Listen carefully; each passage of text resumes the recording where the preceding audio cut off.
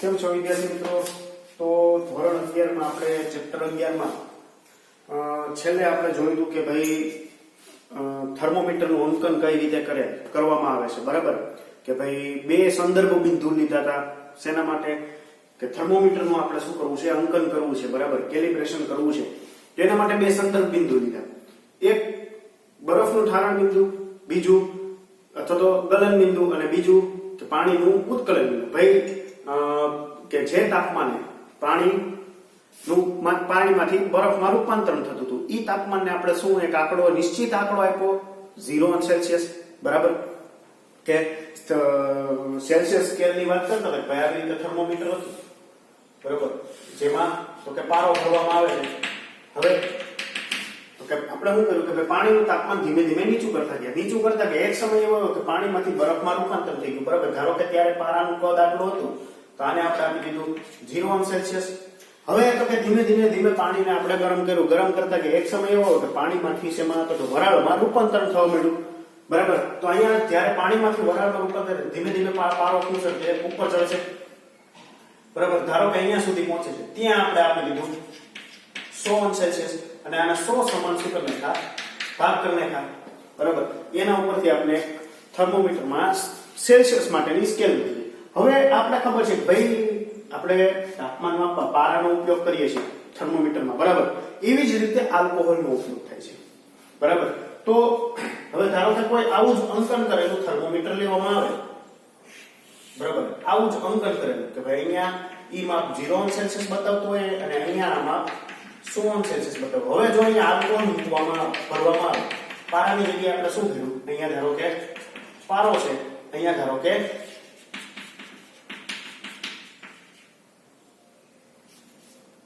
Alcohol છે, બરાબર? હવે તો કે બેયને એક સમાન તાપમાન આપવામાં આવે, તો ધારો કે 25 સેલ્સિયસ સુધી તાપમાન આપવામાં આવે. અહીંયા ધારો કે પારાવાળા થર્મોમીટરમાં અહીંયા 25 સેલ્સિયસ અહીંયા આવતું હોય, અહીંયા અંકન કરેલું છે 25 સેલ્સિયસ, તો પારો શું થશે? અહીંયા સુધી ઉપર ચડશે 25 સેલ્સિયસ સુધી. પણ અહીંયા આલ્કોહોલ છે, એ આલ્કોહોલ 25 સેલ્સિયસ સુધી જશે નહીં, કાં તો વધારે પણ જતો હોય, કાં તો ઓછો પણ રહેતો હોય. કારણ કે પારો અને આલ્કોહોલ એના જે પ્રસરણ છે, એનું જે કદ પ્રસરણ થાય છે, એનું જે પ્રસરણ થાય છે, એ પ્રસરણ કેવું હશે? અલગ અલગ હશે. એ પ્રસરણ કેવું હશે? અલગ અલગ હશે. આપણે થર્મોમીટર બનાવ્યું છે, બરાબર? આ થર્મોમીટર બનાવ્યું છે એ શેના આધારે બનાવ્યું? કે તમે પારો ભરીને બનાવ્યું છે, બરાબર? પણ અહીંયા આપણે પારાની જગ્યાએ કયું પ્રવાહી લઈ લીધું? આલ્કોહોલ લઈ લીધું. આલ્કોહોલ લઈ લીધું તો એ એક માપ બંને પારાવાળું થર્મોમીટર અને આલ્કોહોલ વાળું થર્મોમીટર બંને એક જ માપ દર્શાવશે નહીં, કારણ કે એના જે ઉષ્મીય પ્રસરણના ગુણધર્મો છે એ કેવા હશે? અલગ અલગ હશે. આના જે પારા અને આલ્કોહોલના પ્રસરણના ગુણધર્મો છે એ કેવા હશે? અલગ અલગ હશે. તો આલ્કોહોલ માટે શું કરવું પડે? તો આલ્કોહોલ માટે આપણે ફરીથી આલ્કોહોલ વાળું થર્મોમીટર છે એનું ફરીથી અંકન કરવું પડે કે ભાઈ કે જે તાપમાને એ શું કરશે કે ભાઈ આલ્કોહોલ, ધારો કે એક થર્મોમીટરમાં આલ્કોહોલ ભરેલો છે અને જો આપણે કોઈ પાણી છે, પાણી લીધું, એનું તાપમાન નીચું કરતા ગયા, બરાબર? તો એક સમય એવો આવશે કે પાણીમાંથી બરફમાં રૂપાંતર થાય છે. ઈ તાપમાને આપણે 0 સેલ્સિયસ કહીશું ત્યારે તો કે પારો, ધારો કે આ પારો વાળું થર્મોમીટર અહીંયા 0 સેલ્સિયસ અહીંયા બતાવતું હોય, પણ આલ્કોહોલ વાળું થર્મોમીટર છે એ ધારો કે 0 સેલ્સિયસ અહીંયા બતાવતું હોય, આટલો ઈ ઉપર ચડેલો છે, બરાબર? તો આપણે અંકન કરવું પડે. કઈ રીતે? ફરીથી અંકન કરવું પડે. હવે આલ્કોહોલની જગ્યાએ બીજું કોઈ પ્રવાહી ભર્યું તો ફરીથી આપણે પાછું શું કરવું પડશે? અંકન કરવું પડશે, કારણ કે પારો અને આલ્કોહોલ બંને અલગ અલગ પ્રવાહી થઈ ગયા. બંનેના ઉષ્મીય પ્રસરણના ગુણધર્મો કેવા હશે? અલગ અલગ હશે. કોઈ પણ પદાર્થ હોય, બરાબર? કોઈ પણ પદાર્થ, ધારો કે લોખંડ લ્યો, તાંબુ લ્યો, બરાબર? બંનેને એક સરખું તાપમાન આપો છો તો કોઈ, ધારો કે લોખંડમાં 1 સેન્ટીમીટર જેટલી લંબાઈમાં વધારો થતો હોય, બરાબર? તમે તાપમાન આપ્યું તો લોખંડ અને તાંબુ બે છે, બરાબર? લોખંડમાં 1 સેન્ટીમીટર જેટલો તાપમાનનો વધારો થતો હોય, જ્યારે તાંબામાં તો કે એનો વધારો 0.5 સેન્ટીમીટર હોય, અથવા તો 1 થી વધારે પણ થતું હોય, 1.5 સેન્ટીમીટર જેટલો વધારો થતો હોય. કારણ કે બંનેના દ્રવ્ય કેવા છે? અલગ અલગ છે. અહીંયા એમ થશે પારો અને આલ્કોહોલ બંને અલગ પ્રવાહી છે, બંનેના દ્રવ્યો અલગ અલગ છે, એટલે એના જે ઉષ્મીય પ્રસરણના ગુણધર્મો છે કેવા હશે?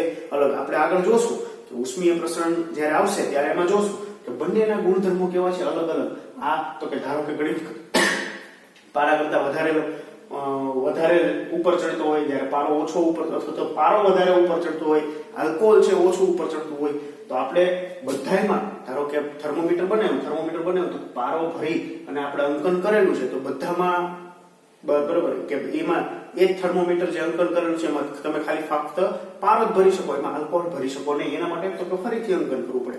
પણ આવું વાયુમાં નથી, કારણ કે આના ઉષ્મીય પ્રશ્નના ગુણધર્મો અલગ અલગ છે, પણ આવું વાયુમાં છે નહીં. બરાબર, વાયુમાં નથી તો આપણે એ જોઈએ હવે તો વાયુમાં શું થાય છે. તો એના માટે આપણે આદર્શ વાયુ તરીકે લેશું. બરાબર,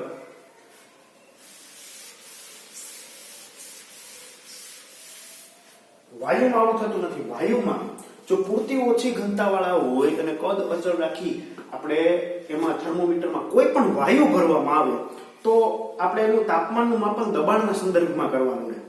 કે કદ તમે અચળ રાખો છો, થર્મોમીટર એક જ છે, બધામાં કદ અચળ છે. કોઈ પણ વાયુ, કોઈ પણ આદર્શ વાયુ ભરવામાં આવે, બરાબર, આદર્શ વાયુ એટલે તો કે આઈડિયલ કન્ડિશન થઈ, એક આદર્શ પરિસ્થિતિ, એવો વાયુ. આપણી આજુબાજુ છે એ બધા વાસ્તવિક વાયુ છે. વાસ્તવિક વાયુમાં પ્રસરણમાં થોડોક ફરક હોય, પણ આદર્શ વાયુ જો પૂરતી ઓછી ઘનતા રાખીએ, બરાબર, અને થર્મોમીટરમાં ભરવામાં આવે તો કોઈ પણ વાયુ છે એ તાપમાનના માપન કેવા બતાવશે? સમાન બતાવશે. અહીંયા કેમ આપણે કીધું કે પારો અને આલ્કોહોલ માપન કેવું બતાવશે? અલગ અલગ. કારણ કે બંને માટે આપણે અંકન કેવું કરવું પડશે? અલગ અલગ. જો એક સરખું માપ દર્શાવવું હોય તો બંને માટે અંકન કરવાનું થાય, મતલબ કે જે સ્કેલ લેવાની થાય, સ્કેલ કેવી આવશે અથવા તો માપ કેવું બતાવશે? અલગ અલગ. પણ જ્યારે થર્મોમીટર, જ્યારે વાયુ ભરેલું થર્મોમીટર છે તો વાયુ ભરેલા થર્મોમીટરમાં આવું હોતું નથી. કારણ કે એમાં તો કે આદર્શ વાયુ જો લેવામાં આવે, પૂરતી ઓછી ઘનતા વાળો જો વાયુ આદર્શ વાયુ લેવામાં આવે તો ઈ શું કરશે? તો કે ઈ એક જ કોઈ પણ વાયુ ભરેલું, એકમાં ધારો કે તમે ઓક્સિજન ભરો છો, દાખલા તરીકે એકમાં ઓક્સિજન ભરો છો, એકમાં બીજો કોઈ નાઇટ્રોજન વાયુ કે બીજો કોઈ વાયુ ભરો છો, બરાબર, તો બંને એક સમાન માપ બતાવશે. બંને એના તાપમાન કેવા બતાવશે? એક સમાન તાપમાન બતાવશે. હવે આ આદર્શ વાયુની વાત કરીએ તો એના માટે પહેલા આપણે બે નિયમ ભણવાના રહેશે. એમાં પહેલો નિયમ છે એ છે બોયલનો નિયમ. બરાબર, પહેલો નિયમ જે છે એ શેનો છે? બોયલનો નિયમ. હવે બોયલનો નિયમ છે તો કે આ બોયલનો નિયમ શું છે? તો કે ભાઈ અચળ તાપમાન. બોયલનો નિયમ છે કેવો છે? કે ભાઈ અચળ તાપમાન, પૂરતી ઓછી ઘનતા વાળા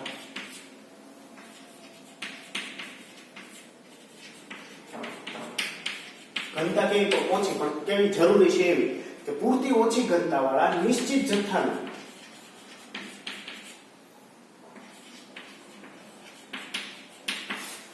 વાયુનું દબાણ તેના કદને વ્યસ્ત પ્રમાણમાં હોય છે.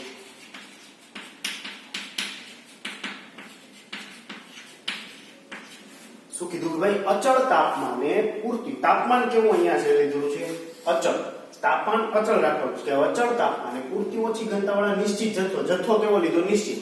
બરાબર, હું કીધું કે વાયુનું દબાણ તેના કદના વ્યસ્ત પ્રમાણમાં હોય છે. એટલે આપણે આમ લખી શકીએ ભાઈ વાયુનું દબાણ P તેના કદના વ્યસ્ત પ્રમાણમાં, એટલે કે 1/v. બરાબર, P proportional to 1/v અથવા P ચલે છે 1/v. હવે અહીંયા વાયુની વાત કરીએ તો કે વાયુ સાથે સંકળાયેલી ત્રણ રાશિ, દબાણ, કદ અને તાપમાન. ખાસ યાદ રાખવાનું, વાયુ સાથે ત્રણ રાશિ સંકળાયેલી છે, દબાણ, કદ અને તાપમાન. આ ત્રણ વિશે જ આપણે વધારે વાત કરશું. હવે કીધું કે ભાઈ તાપમાન કેવું રાખ્યું? અચળ. તો દબાણ કદના વ્યસ્ત પ્રમાણમાં. બરાબર, P proportional to 1/v. અથવા તો જો હજી આનું વધારે સાદું આપવું હોય તો આમ આપી શકે કે પ્રોપોર્શનાલિટી કાઢવી તો આપણે શું મૂકવું પડે? અચળાંક મૂકવો પડે. તો કે P અચળ છેદમાં v. બરાબર, ત્યાર પછી જે નિયમ છે એ નિયમ છે ચાર્લ્સનો નિયમ.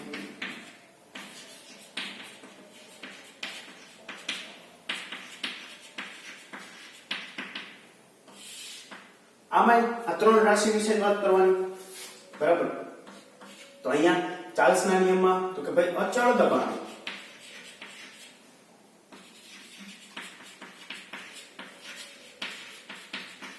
પૂરતી ઓછી ઘનતા વાળા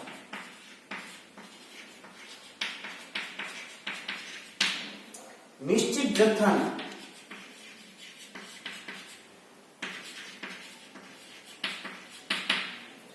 વાયુનું કદ તેના નિરપેક્ષ તાપમાન એટલે કે તાપમાન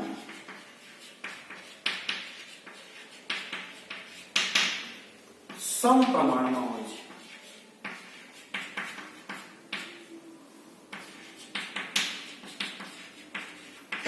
શું કીધું ભાઈ? કોણ અહીંયા શું કઈ રાશિ અચળ લખી જોવામાંથી? તો કે દબાણ અચળ. અચળ દબાણે પૂરતી ઓછી ઘનતા વાળા નિશ્ચિત જથ્થો નિશ્ચિત વાયુનું શું કદ તેના તાપમાનના કેવા પ્રમાણમાં? સમપ્રમાણમાં. આ ખાસ યાદ રાખો, અહીંયા વ્યસ્ત પ્રમાણ છે, અહીંયા સમપ્રમાણ છે. બરાબર. તો કે અચળ દબાણે, દબાણ કેવું છે? અચળ. કોણ? કે વાયુનું કદ એટલે કે v પ્રપોઝનલ ટુ t. તો આમ લખવું લખી શકે v બરાબર અચળ ઇન્ટુ t અથવા તો v ના છેદમાં t બરાબર અચળ. બરાબર. આ બે નિયમ ખાસ યાદ રાખવાના છે.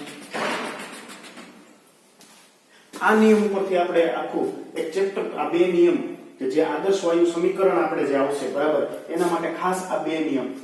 અચળ તાપમાને પૂરતી ઓછી ઘનતાવાળા નિશ્ચિત જથ્થાના શું? વાયુનું દબાણ. વાયુનું દબાણ તેના કદના વ્યસ્ત પ્રમાણમાં હોય છે. બરાબર. પ્રોપોઝનાલિટી કાઢી અચળાંક મૂકવો પડે તો કે અચળ. ત્યાર પછી ચાર્લ્સનો નિયમ શું કીધું ભાઈ? અચળ દબાણ પૂરતી ઓછી ઘનતાવાળા કેવો જથ્થો બંનેમાં નિશ્ચિત જથ્થાના વાયુનું કદ તેના તાપમાનના સમપ્રમાણમાં હોય છે. બરાબર. કે v proportional to t. કે તમે દબાણ અચળ રાખશો તો કે v proportional to t થશે. કોના માટે? આદર્શ વાયુ માટે. બરાબર. આપણી આજુબાજુ છે એ બધા વાસ્તવિક વાયુ કહેવાય. બરાબર. એ આદર્શ વાયુ જેવી વર્તણૂક ધરાવી શકતા નથી. ક્યારે પણ અમુક પૂરતી ઓછી ઘનતા હશે, બરાબર, કે ક્યારે એ આદર્શ વાયુ જેવી વર્તણૂક ધરાવશે, પણ ક્યારેક પૂરતી ઓછી ઘનતા હશે ત્યારે એનું જે વર્તણૂક છે એ આવી વર્તણૂક આપણે દેખાશે. નિયમ પ્રમાણે એની વર્તણૂક દેખાશે. હવે આ બંને નિયમને ભેગા કરી આદર્શ વાયુ સમીકરણ બનાવવામાં આવે છે. બરાબર. કે જે આદર્શ વાયુ સમીકરણ આપણા માટે શું છે? તો કે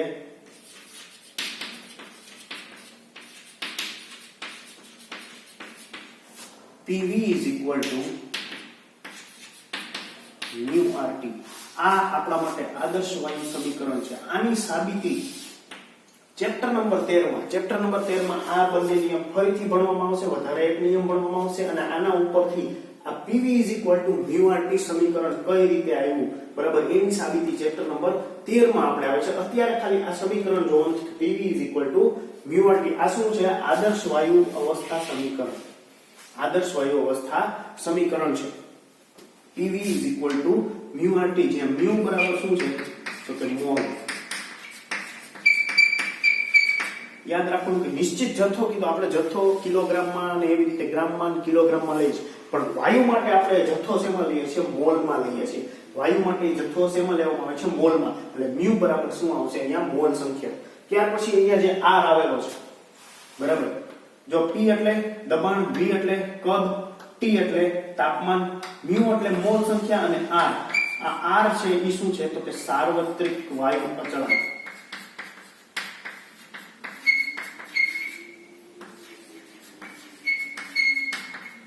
શું છે? અચળાંક છે. R છે અચળાંક છે, જેની વેલ્યુ કેટલી હોય છે? તો કે 8.31 જૂલ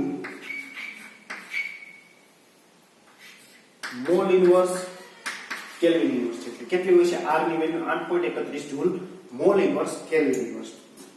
બરાબર. તો કે આપણી પાસે સૂત્ર એવું શું આવ્યું? PV is equal to mu RT.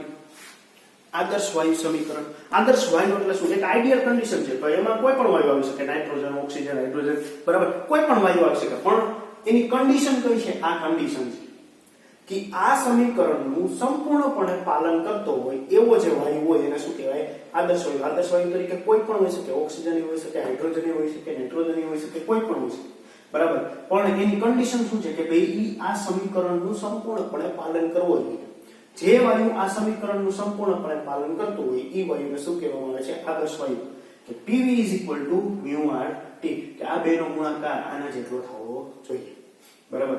કે એનું દબાણ અને કદનો ગુણાકાર એના તાપમાન, વાયુ અચળાંક અને એની મોલ સંખ્યાના ગુણાકારના જેટલો હોવો જોઈએ. બરાબર. PV is equal to mu RT. આ સમીકરણનું જે સંપૂર્ણપણે પાલન કરતો હોય એને શું કહેવાય? આદર્શ વાયુ કહેવાય. બરાબર. અત્યારે જે વાસ્તવિક વાયુ છે એમાં શું થતું હોય તો કે તમે એને દબાણ અને કદનો ગુણાકાર કરો તો એ સામે એનું મૂલ્ય આટલું મળતું હોય નહીં. અથવા તો ધારો કે અહીંયા અચળાંક r ને કરતા બનાવી દો તો pv ના છેદમાં શું આવે mu t, બરાબર. pv ના છેદમાં શું આવશે mu t. તો કે એની જે વેલ્યુ છે એ 8.31 જેટલી મળતી હોય નહીં. અહીંયા ધારો કે આમ લખીએ આપણે pv ના છેદમાં mu t બરાબર r આવું લખીએ તો આપને ખબર છે કે જો આદર્શ વાયુ હશે તો એની વેલ્યુ આ અચળાંક જેટલી આવશે 8.31 જોઈએ. પણ જો વાસ્તવિક વાયુ હશે, તમે કોઈ પાત્રમાં ધારો કે વાસ્તવિક વાયુ ભરેલો છે, બરાબર, તો એનું દબાણ, તાપમાન, કદ, એ જ કેટલા મોલ એમાં વાયુ ભરેલો છે એનું આ સમીકરણનું સાદુરૂપ એની વેલ્યુ મૂકી સમીકરણનું સાદુરૂપ આપવામાં આવે તો એની વેલ્યુ આ r જેટલી મળતી હોય નહીં, બરાબર. એવા વાયુ છે વાસ્તવિક વાયુ. આદર્શ વાયુ છે તો વેલ્યુ એક્ઝેક્ટ આટલી જ આવશે અથવા તો આની આસપાસ આવશે, 8.31 ની આસપાસ આવે અથવા તો એક્ઝેક્ટ 8.31 આવે, બરાબર. હવે આપણે આગળ વાત કરીએ કે ભાઈ આદર્શ વાયુની વાત કરીએ છીએ. આપણે કીધું કે થર્મોમીટર લીધું, કોઈ પણ થર્મોમીટર છે, બરાબર, એમાં તમે કોઈ પણ વાયુ ભરવામાં આવે, કેવો વાયુ કે પૂરતી ઓછી ઘનતા હોય. પૂરતી ઓછી ઘનતા એટલે કયો થશે આદર્શ વાયુ થશે. કયો થશે આદર્શ વાયુ. કે એમાં આદર્શ વાયુ ભરવામાં આવે. પછી તો કે બીજું એક થર્મોમીટર લીધું એમાં બીજું કોઈ આદર્શ વાયુ ભરવામાં આવે.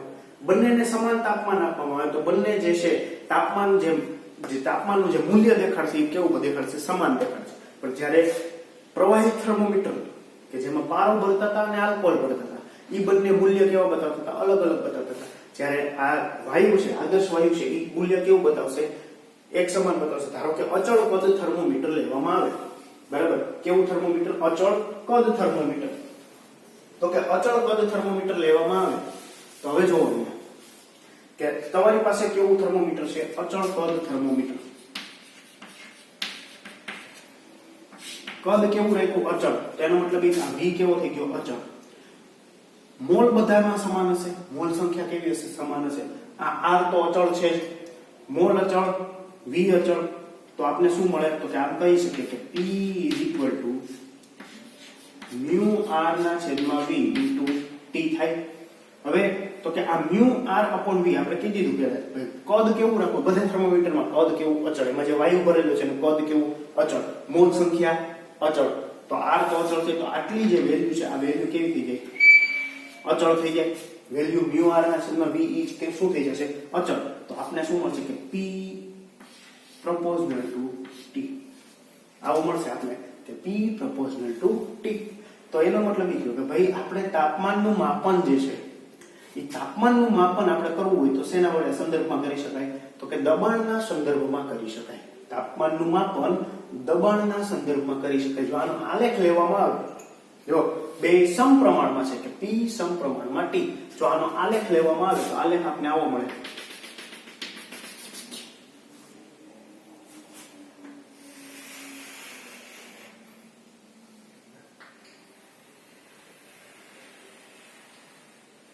ધારો કે અહીંયા દબાણ p, અહીંયા તાપમાન T અંશ સેલ્સિયસમાં છે, દબાણ p છે અહીંયા, બરાબર. હવે તો કે કોઈ એક તાપમાને કઈક દબાણ હશે. ધારો કે અહીંયા આપણે લઈએ કે અહીંયા પેલા તો અહીંયા તો કે 0 અંશ સેલ્સિયસ તાપમાન અને 0 દબાણ, બરાબર. અહીંયા ધારો કે 10 અંશ સેલ્સિયસ, 20 અંશ સેલ્સિયસ, એવી રીતે આગળ અથવા તો અહીંયા આપણે ડાયરેક્ટ લઈએ 100 અંશ સેલ્સિયસ, 200 અંશ સેલ્સિયસ સમથિંગ લઈએ, બરાબર. તો હવે ધારો કે કોઈ એક બિંદુ છે અહીંયા તો કે અહીંયા એનું કઈક દબાણ હશે, અહીંયા એનું કઈક દબાણ હશે, અહીંયા એનું કઈક તાપમાન હશે. હવે ધીરે ધીરે ધારો કે તાપમાન ઘટાડવામાં આવે, ધીરે ધીરે તાપમાન ઘટાડવામાં આવે તો સમપ્રમાણમાં દબાણમાં શું થશે ઘટાડો થશે. તો અહીંયા રીતે ધારો કે આપણે અહીંયા બિંદુ મળતું હોય, પછી એવી રીતે ધારો કે અહીંયા બિંદુ મળે, હજી આપણે તાપમાન ઘટાડતા જઈએ તો અહીંયા બિંદુ મળે, અહીંયા મળે. હવે જો તાપમાન અહીંયા તો અહીંયા ધારો કે -100 હોય, બરોબર, અહીંયા -150 આવી રીતે છે. હવે તો કે તમે ધીમે ધીમે શું કરો છો કે તાપમાન ઘટાડો છો. હવે તો આપણે ખબર છે ભાઈ તાપમાન વાયુ છે, વાયુનું તાપમાન ધીમે ધીમે ઘટાડતા જાઓ તો એ કેવા સ્વરૂપમાં આવી જશે પ્રવાહી સ્વરૂપમાં આવી જશે, બરાબર. એ કેવા સ્વરૂપમાં આવી જશે પ્રવાહી સ્વરૂપમાં આવી જશે. આને ધારો કે લાઈન જોડી દેવામાં આવે તો એક સુરેખા મળશે આપણે, કારણ કે અહીંયા સમપ્રમાણમાં છે, દબાણ અને તાપમાન એકબીજાના સમપ્રમાણમાં છે તો આપણે એક આવી સુરેખા મળશે. પણ હવે એ અહીંયા સુધી જ મળશે, કારણ કે અહીંયા આવશો તો ઈશ્વરમાં રૂપાંતરણ થઈ જાય, પ્રવાહીમાં રૂપાંતરણ થઈ જાય. હવે ધારો કે કોઈ એવું હોય કે જે પ્રવાહીમાં રૂપાંતરિત ન થાય, કે પોતાની અવસ્થા બદલતું ન હોય, અને જો આપણે આ જે સીધી રેખા મળે છે એ લંબાવવામાં આવે, આવી રીતે આમ લંબાવવામાં આવે પાછળની બાજુએ, બરાબર, કે અહીંયા લંબાવવામાં આવે તો લંબાવવામાં આવશે તો અહીંયા આપને ક્યાં મળશે તો કે -273.15 સેલ્સિયસ. આ સુરેખા લંબાવવામાં આવે કે જ્યાં -273.15 સેલ્સિયસ છે, જ્યાં તો કે દબાણ કેવું થઈ જતું હશે, શૂન્ય થઈ જતું હશે. જો વાયુ પોતાની અવસ્થા ન બદલે તોની વાત છે કે વાયુ પોતાની અવસ્થા ન બદલે, બરાબર, અને એ લાઈન અથવા તો અહીંયા આવશે પ્રવાહી થઈ જશે ને આપણે લાઈન લંબાવવામાં આવે તો એ લાઈન હંમેશા ક્યાં આવશે તો કે -273.15 સેલ્સિયસ. પછી કોઈ પણ આદર્શ વાયુ લઈ લેવામાં આવે, બરાબર, કોઈ પણ વાયુ લઈ લેવામાં આવે, ધારો કે વાયુ એક છે એની બદલે કોઈ વાયુ બીજો લઈ લેવામાં આવે અને એ પણ છે, ધારો કે એનું આપણે તાપમાન ઘટાડવામાં આવે તો એ પણ એનું તાપમાન પણ ધીમે ધીમે ઘટશે અને ક્યાં છેલ્લે એનું દબાણ જે છે તાપમાન ઘટાડશો એટલે સાથે સાથે દબાણ પણ ઘટશે, બરાબર. એક સમય એવો છે દબાણ કેટલું થઈ જશે, 0 થઈ જશે જો વાયુ પોતાની અવસ્થા ન બદલતી. અથવા તો અહીંયા ધારો કે પાછો એ પણ અહીંયાથી પ્રવાહીમાં આવી જતો હોય તો અહીંયા આપણે પાછળ લાઈન લંબાવતા એ ક્યાં આવશે, હંમેશા -273.15 સેલ્સિયસ જ આવશે. ધારો કે ત્રીજો કોઈ વાયુ લેવામાં આવે તો આ બધા વાયુ છે જેનું દબાણ 0 થશે અથવા તો પાછળ આપણે લાઈન લંબાવશું એ લાઈન હંમેશા ક્યાં ભેગી થતી હશે તો કે -273.15 સેલ્સિયસ. ક્યાં ભેગી થતી હશે, -273.15 સેલ્સિયસ. આ -273.15 સેલ્સિયસ ને કહેવામાં આવે છે નિરપેક્ષ શૂન્ય માપક્રમ.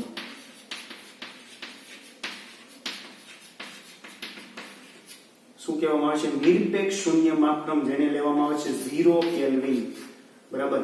ઓકે નથી, આ શું છે 0 કેલ્વિન, બરાબર. નિરપેક્ષ શૂન્ય માપક્રમ જેને શું કહેવામાં આવે છે 0 કેલ્વિન. અહીંયાથી કેલ્વિન માપક્રમની શરૂઆત થાય છે, બરાબર. અહીંયાથી કેલ્વિન માપક્રમની શરૂઆત થાય છે. 0 કેલ્વિન ક્યારે આવશે તો કે -273.15 સેલ્સિયસ છે. ની શું છે તો કે નિરપેક્ષ શૂન્ય માપક્રમનો પાયો. એટલે કે કેલ્વિન માપક્રમ છે એ ક્યાંથી સ્ટાર્ટ થાય છે તો સેલ્સિયસમાં જોઈએ તો -273.15 સેલ્સિયસ થી કેલ્વિન માપક્રમ એટલે ત્યાંથી આપણે 0 કેલ્વિન ગણીએ છીએ. -273.15 સેલ્સિયસ થી આપણે શું ગણીએ છીએ 0 કેલ્વિન ગણીએ છીએ, બરાબર. ધારો કે આપણે આવી રીતે લેવામાં આવે કે ભાઈ આ કેલ્વિન માપક્રમ છે,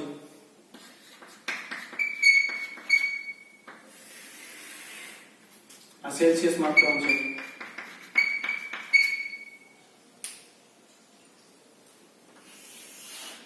આ ફેરનહીટ માપક્રમ છે, બરાબર. તો અહીંયા ધારો કે આ આપણે લઈએ 0 કેલ્વિન તો ત્યારે સેલ્સિયસ માપક્રમ પર માપ શું છે તો કે 273.15 સેલ્સિયસ, સોરી -273 માપક્રમ છે. ફેરનહીટ માપક્રમ ઉપર શું હશે તો કે -459 અંશ ફેરનહીટ, બરાબર. કે 0 કેલ્વિન તો કે ત્યારે કેટલું હશે, માઇનસ સેલ્સિયસ માપક્રમ ઉપર -273 અને ફેરનહીટ માપક્રમ ઉપર -459. હવે તો કે પાણીનું ઉત્કલન બિંદુ આપણે સેલ્સિયસ માપક્રમ ઉપર સોરી પાણી બરફનું ગલન બિંદુ આપણે સેલ્સિયસ માપક્રમ ઉપર કેટલું છે તો કે 0 અંશ સેલ્સિયસ. તો ત્યારે કેલ્વિન માપક્રમ ઉપર કેટલું હશે તો કે 273.15 કેલ્વિન. અને અહીંયા ફેરનહીટ માપક્રમ ઉપર કેટલું છે તો કે 32 અંશ ફેરનહીટ. એવી જ રીતે ધારો કે પાણીનું ઉત્કલન બિંદુ લેવામાં આવે, બરાબર. તો પાણીનું ઉત્કલન બિંદુ 100 અંશ સેલ્સિયસ છે. કેલ્વિન માપક્રમ ઉપર કેટલું થશે 373.15 કેલ્વિન.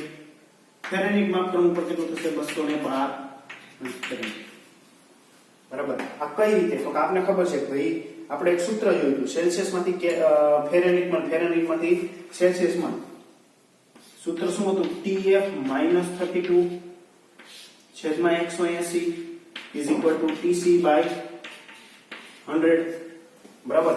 ફેરનહીટમાં સેલ્સિયસમાંથી ફેરનહીટ ફેરવવા માટેનું સૂત્ર, અથવા તો જો હજી આનું વધારે સાદરૂપ આપવું હોય તો આમ આપી શકાય 9 દુ 18 20 50 100. તો હજી આનું સાદરૂપ આપો n9 i5, બરાબર. તો આપણે TF ને કરતા બનાવીએ તો કે TF is equal two 9/5 TC + 32, બરાબર. આ સૂત્રના ઉપરથી આવશે TF = 9/5 TC + 32.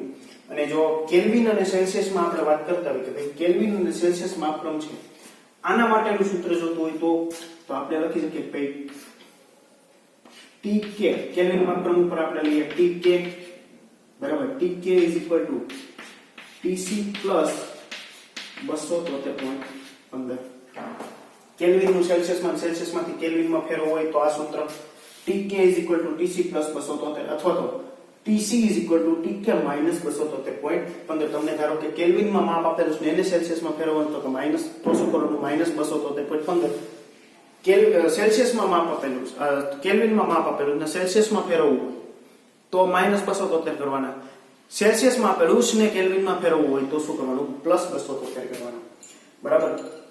તો આ નિરપેક્ષ શૂન્ય માપક્રમ ક્યાં આવશે તો કે કોઈ પણ વાયુ હશે, કોઈ પણ વાયુ લેવામાં આવે, જો એનું તાપમાન ધીમે ધીમે નીચે કરવામાં આવે, એક સમય એવો આવશે કે જેમાં તાપમાન નીચે થાય એટલે પ્રવાહીમાં રૂપાંતરણ થઈ જાય, પણ એની લાઈન જો આપણે પાછળ સુધી ગ્રાફ સીધી જ રેખા મળે છે, કારણ કે સમપ્રમાણમાં છે એટલે સીધી જ રેખા મળશે.